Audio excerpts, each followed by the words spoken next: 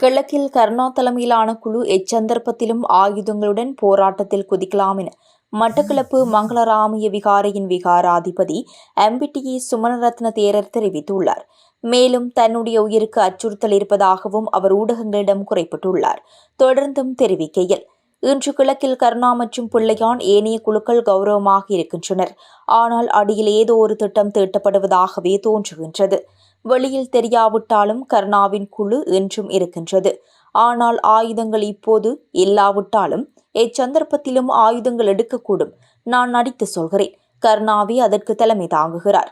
அதனால் ஆயுதம் ஏந்துவதற்கான அவதானம் இருக்கின்றது. ஆனால் அதற்கான அவதானிப்பு அரசாங்கத்திடம் இல்லை. இந்த காரணங்களை கொண்டே அன்று நான் முன்னாள் ஜனாதிபதி மஹிந்த ராஜபக்சவிடம் சவால் விட்டேன். யுத்தம் முடிந்துவிட்டால் அதில் பயன்படுத்திய பாரியளவிலான ஆயுதங்கள் எங்கே?